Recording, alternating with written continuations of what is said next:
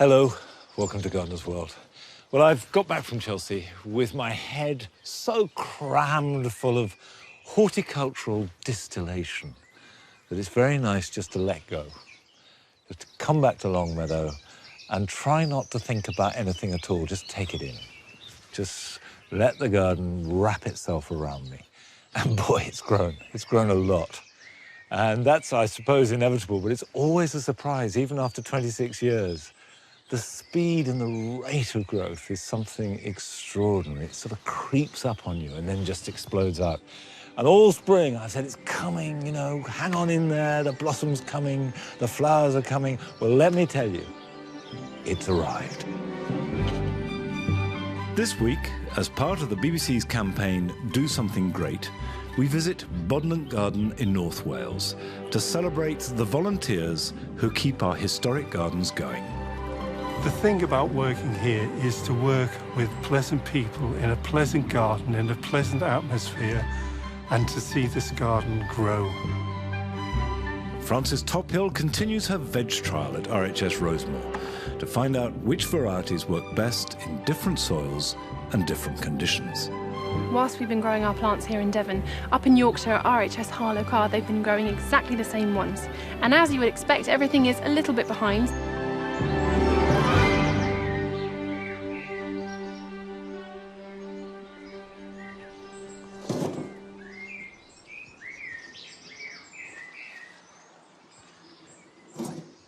There was a time when dahlias were pretty in for a dig. They were seen as a bit vulgar. Well, not in my garden, they're not. I love them. I love the way that they give you powerful colour from middle June right through till November, and I grow lots. This is the Bishop of Lambeth that started flowering at the end of May, and I could keep this going by deadheading at least into November. But what I can't do is keep them outside in the garden. I like to have plenty here in the jewel garden, but if I left them, the combination of wet and cold would rot them. If you've got good drainage, and ideally if it doesn't get too cold in your garden, i.e. not much below -5, then you can mulch them in winter and they should survive perfectly well. If you've got any doubts, do as I do, which is you lift them after the first frost, dry them off, put them in old compost or sand in trays or pots, store them in a cool, dark place, bring them out in March, pot them up like I have here, and then after the last risk of frost is gone, they can be planted. They don't need to be planted particularly deeply, just as long as the tubers are covered, and they respond really well to a rich, free-draining soil. And the more food you give them, the better they will flower. Now, shall we put the bishop in here? Yes, why not?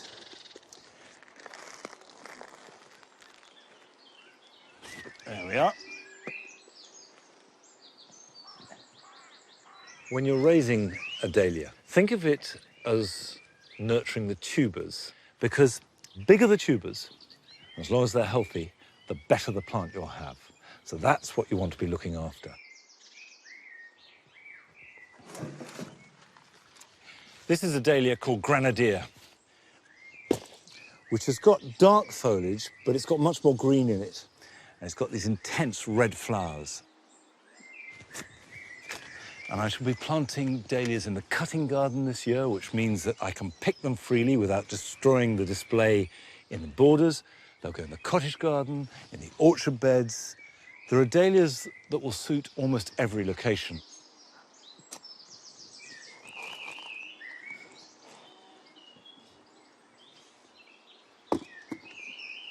There we are, that's perfect.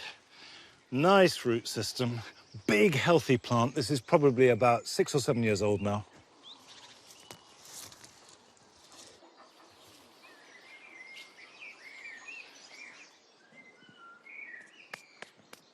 I'll water these in well. They'll grow in most soils. They like sun, but they don't have to be in full sun. And if you keep deadheading them, they just repeat flowering. And a tip that's quite useful is you can cut them back at this time of year quite hard. You can reduce them by half.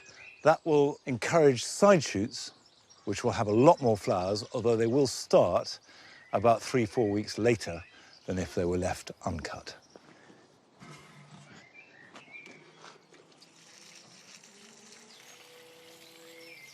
Well, hopefully these will bloom for months and months to come. Now, our great gardens, the ones that we all visit in our tens of thousands, take a small team, often of extremely skillful gardeners to look after, but also a much larger team of volunteers. And I know that, for example, at Sissinghurst, they have scores of them who will help in the primping and tidying and tending of the garden. And the head gardener of Sissinghurst, Troy Scott-Smith, who we've seen in this process of revamping it, agreed to go to Bodnant in North Wales for us to meet some of their dedicated volunteer team.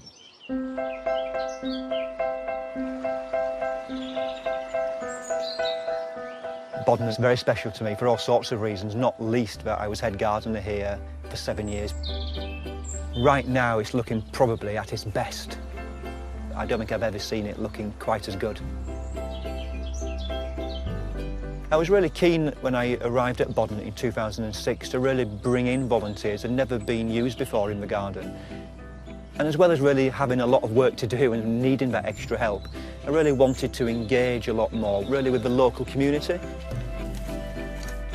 They do it because they love it. They love coming to the garden, they love having a sense of ownership with their particular area of the garden or a group of plants that they start to look after and become very familiar with. And you know, very much part of a team. It's gardeners and volunteers really working as one team. Nice to see you again, Troy. How long have you been volunteering? Oh, nearly 10 years. Some of the volunteers that started when I began the programme back in 2006 are still here today. So it was a big change for you, wasn't it, Graham, when you came from your work? Big change. I used to sit behind a desk in an office, 4 walls, occasionally walk out into a factory, but now, obviously, my factory is here. Wow.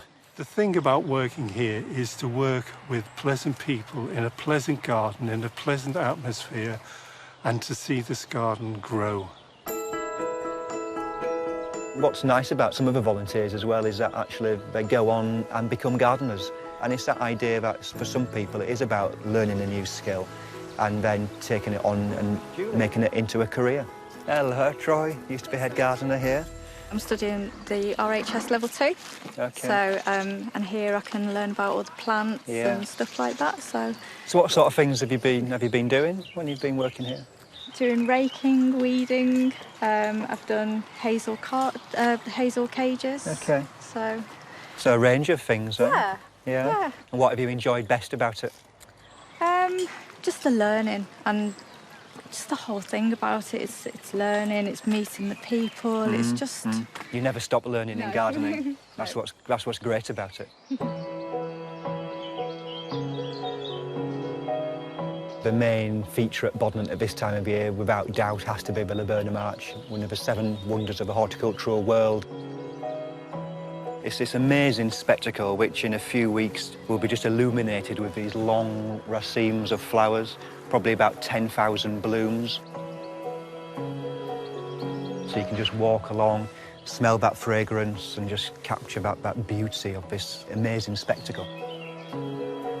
I think for many people it's got that magical setting really for proposing, for enjoying with children. For me personally, here in the Arch, I met my wife. It's just a thing which you can see here is just a pleasurable thing to walk down and experience just once in a lifetime. About 50,000 visitors Bodnant can expect to come through the garden, all really with the expectation of seeing this amazing feature at its absolute floral best.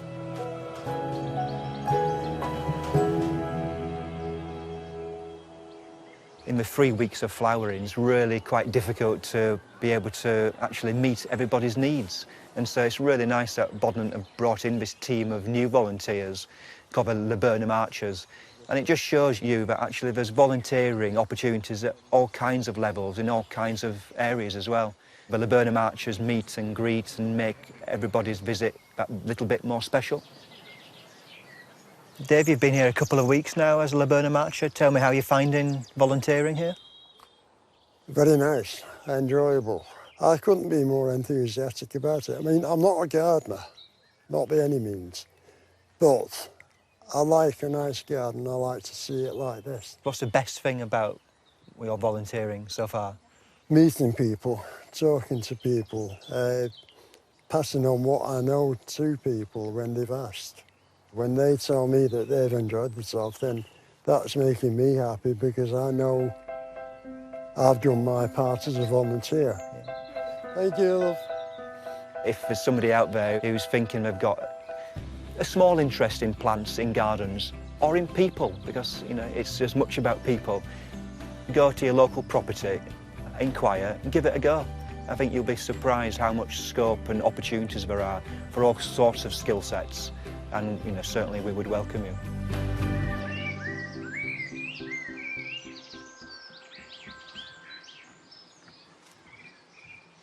The BBC is running a campaign called Do Something Great, celebrating all the various types of volunteering that you can get involved in. So if you do feel inspired, go to our website or the BBC's general website, follow the links, and you'll find all the information you need.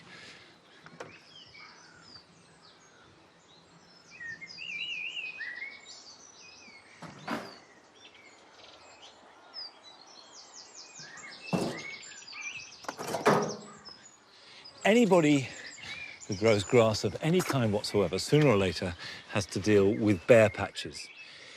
It could be where you scuff the ground or taken out a dandelion, or as the case of this grass here, where it got really wet in winter and we were working on the borders and we simply worn away the grass. Now, you can replace it by digging out a whole area and putting a piece of turf in, or you can sow grass seed, and that will work. But I've got another method which is just brilliant for small areas. If you sow grass seed as though you were sowing veg into plugs, you can plant little individual pieces of turf. And because they've got a good root system already, they'll grow away very quickly and establish. And I like to think of it like hair transplant. You can dot them around and they will join up. And if you've used the same seed that you sowed it with in the first place, it'll match in perfectly. Grass must have good drainage to flourish. And I get loads of letters from people saying, what can I do about moss? And moss always comes when you have poor drainage and shade. So nothing is more important than loosening the soil up a bit. If it looks like I'm making a big mess, don't worry about it, because it's going to improve things. And if you notice, I'm going right down there. I'm really working the fork in. And what I think I'll do is add a little bit of good potting compost mixed in with a bit of grit, a bit of leaf mould, and actually a bit of sieve garden compost. And the idea being is to give the grass a good start in life. Just because it's grass, it doesn't mean to say it doesn't need good growing conditions. So add that in, work that in a bit, like that. These were sown at the beginning of March, but you could sow them now, they would germinate quickly and they'd be ready to plant out probably in August, which is a good time to put grass in anyway. And just pop that in, like that. Put another one there. And probably another one there, and those will grow together.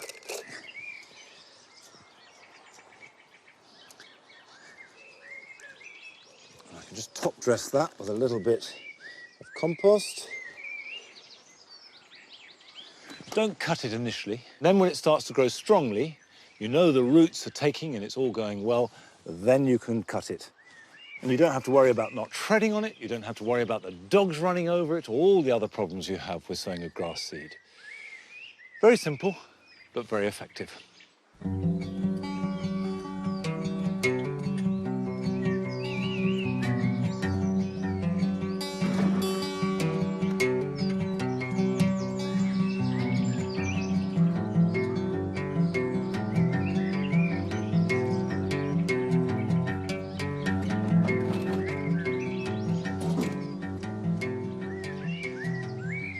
I am particularly delighted with these Meconopsis, this blue Himalayan poppy. Conventional horticultural wisdom is that Meconopsis need ericaceous soil, they're not hardy, and they need cool, moist summers and cold winters. Well, they're a little bit more adaptable than that. But what they absolutely hate are hot, dry summers. They do need moist air, so they're quite tricky. But I grew these from seed. They took a couple of years to develop into little plants, planted them out, and here they are flowering. So not only are they beautiful, but they're making me feel quite pleased with myself too. Now, Frances Tophill isn't growing Meconopsis, but she is growing lots of vegetables and trialling them for us, both down at RHS Rosemoor and also in very different conditions in the north at Harlow Carr. And we go back down to Devon, to Rosemoor, to see how she's getting on.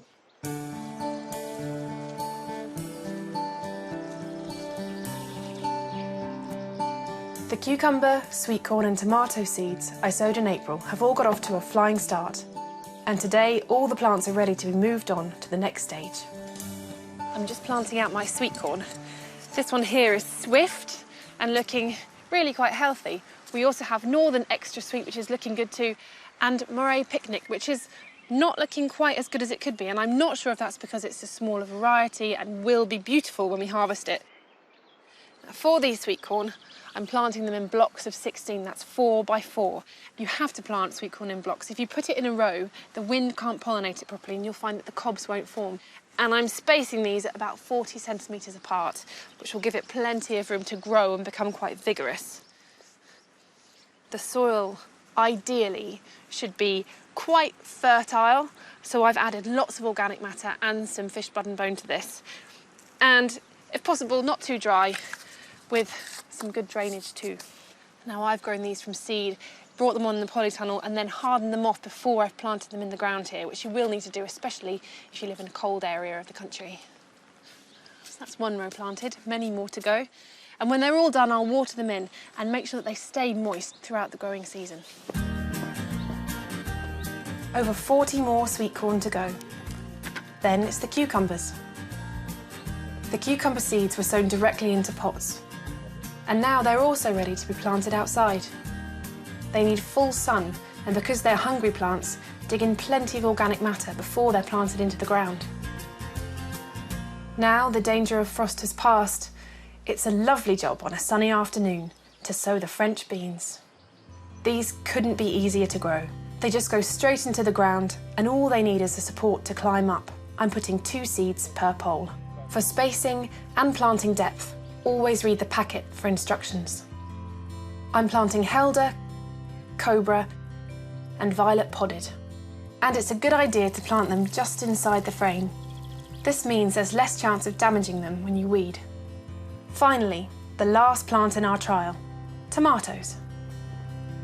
Our 3 varieties are Tumbler, Tumbling Tom Yellow, and this one which is Hundreds and Thousands. And just to make a change, I'm going to put them in a hanging basket.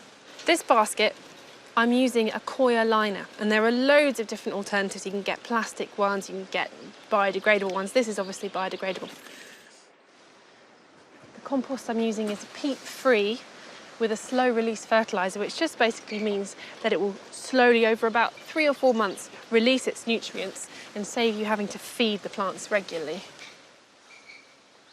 Generally speaking, when you're planting in a container, especially if you're really cramming it full, you'd half fill it, put all your plants in and then backfill with compost. But because I'm only going to put 3 small plants in, I'm just going to fill the whole container up and dig little holes with my hands. This Hundreds and Thousands claims to be the world's most prolific fruiter. We'll see. And this is a lovely tomato for a hanging basket because it will cascade downwards. The tomatoes themselves are about the same size as a grape and form in lovely hanging bunches, which makes them quite nice if you're growing these with kids. Whilst we've been growing our plants here in Devon, up in Yorkshire at RHS Harlow Carr, they've been growing exactly the same ones. And as you would expect, everything is a little bit behind, so 2 or 3 weeks. The tomato plants are smaller and the sweet corn plants are also smaller. And unfortunately, the Moray Picnic sweet corn didn't germinate, so had to be resown. But generally speaking, I think everything is pretty much what you would expect. These couldn't be easier to look after. They don't need staking, they don't need picking out all the side shoots. You just leave them, let them do their thing, and they will hopefully produce very prolific fruit.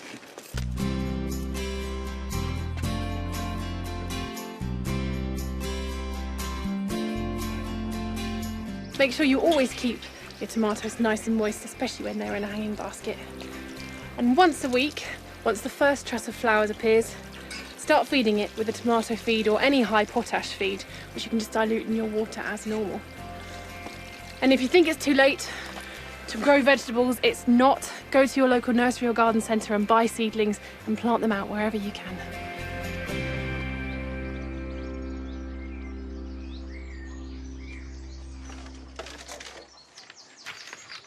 As Francis said, it's really not too late to start sowing. In fact, remember, Rosemore is in sunny Devon. And certainly it's a good week, if not 2 weeks, ahead of us here at Longmeadow, so don't be put off. If there's anything you'd like to grow, from seed as well as from plants, start now, give it a go, and the chances are it'll be absolutely fine. Remember, we go on harvesting vegetables well into November. Now, I'll tell you what, I almost don't want to harvest because it's so resplendent, is this rhubarb. It's the latest rhubarb we grow. And boy, is it made up for it with vigour. One stem is enough to feed a family of 5 for a week and have seconds.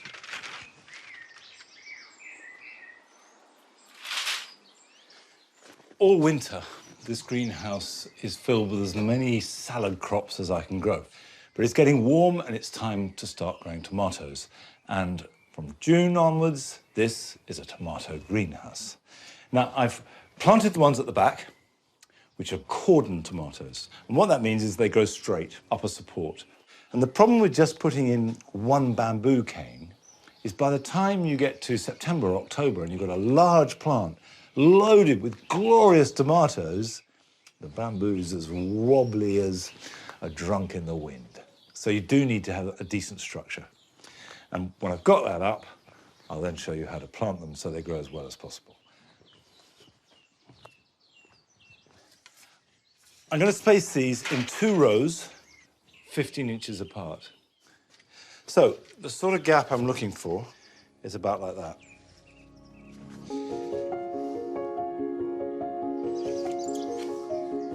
Okay, that's the basic structure. If I left that like that, it just wouldn't support the plants. So I now need to strut it.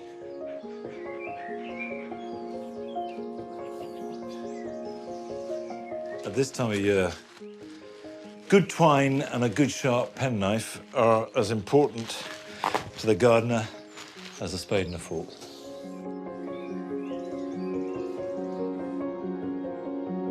If you've watched me working in the garden, you will have guessed by now that I really like these temporary structures. To me, that they are part of the beauty of the garden. I genuinely think they can look really nice, and it's important that even though they're completely practical, they should look beautiful too. These are the longest canes I've got because I'm going to tie it together long ways.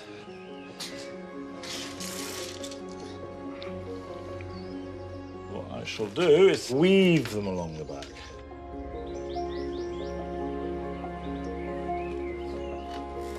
Everything is being supported pretty much by everything else, except for in this dimension.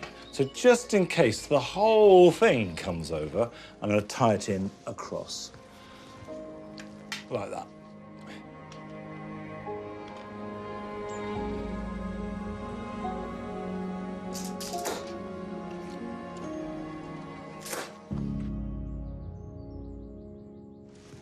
I've grown lots of tomatoes in my time. And I like experimenting with new ones, but there are 2 that I keep coming back to. One is Gardener's Delight, and the other is Shirley. And if you're an organic grower, then Shirley is really useful because, although not absolutely blight resistant, pretty blight resistant, and a good tomato, it's one of those that, if you're only going to grow one type, I would highly recommend it. And when I plant it, I want to go at least to the level of the bottom leaf. And that will do 2 things. It'll anchor the plant, so it's just simply more of it underground, but also roots will grow from the stem. And this will give it more food and moisture. So make a decent hole, and I've prepared the soil with lots of fresh compost. So that's good and deep. Fill around it, firm it in. When you've planted the whole bed, give them a really good soak, and particularly in June when the nights can be cold and the days very warm. Keep the water levels steady and the temperature as steady as you can. And the best way to do that, or at least the simplest, is to give them lots of ventilation during the day, but close them up a little bit earlier than you might at night, so you keep the warmth inside. And I water 2, maybe 3 times a week at most, but give them a really good soak. Now, I'm going to be busy with my tomatoes, but here are some other jobs you can do this weekend. Raspberry suckers should be removed because they'll weaken the parent plant as well as being untidy. But don't cut them, as they'll simply grow back stronger. Pull them up, taking as much root as possible. And if you do get a really good section of root, rather than putting it on the compost heap, you could pot it up and replant it as a healthy new plant. Now the days are warming up, it's time to plant out squashes, but start with courgettes, as the nights can still be a bit chilly and they're hardier than pumpkins. They like really rich soil and lots of water, so plant them in a slight saucer so that when you water them, it will all flow back in towards the roots. And don't forget, they grow into large plants, so give them at least a meter's room in each direction. If you've grown annuals from seed, like these cosmos, you can either plant them out as they are, and they'll tend to be tall plants with a few large flowers, or you can pinch out the tops, which will encourage them to be bushy with side shoots that will have masses of smaller flowers. If you're wondering where is the best place to cut, the first rule is always just above a pair of leaves. Now this is Cosmos Purity, lovely white flowers. I could take it down to there, which is actually my preferred place, and it is possible to go right to there. But of course, the lower I cut it, the later the flowers will come. That will become a strong, bushy plant in about 3-4 weeks' time, but I'll have an absolute mass of them on a really healthy plant.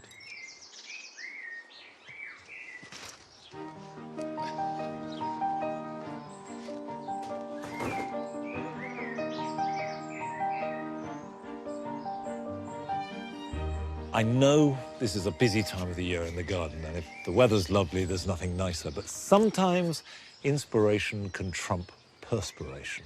And this is the NGS Festival weekend, and that means there are over 400 private gardens open to be visited right across the country. And if you go to our website, you'll get the details. So if you get the chance, go and visit some gardens, get ideas for yours, and also a lot of pleasure. When I was at Chelsea last week, I overheard someone say that anyone who let that weed cow parsley into their garden was an idiot. Well, then I am a joyful idiot, because I love this chaos of cow parsley. To me, this is the plant of the season. Nothing that I can carefully grow in this garden is as beautiful as the froth of cow parsley at the end of May and early June. And while it lasts, all you can do is revel in it. That's it for today. Have a lovely weekend, and while I revel in my cow parsley, I shall see you back here at Longmeadow, same time next week. Till then, bye-bye.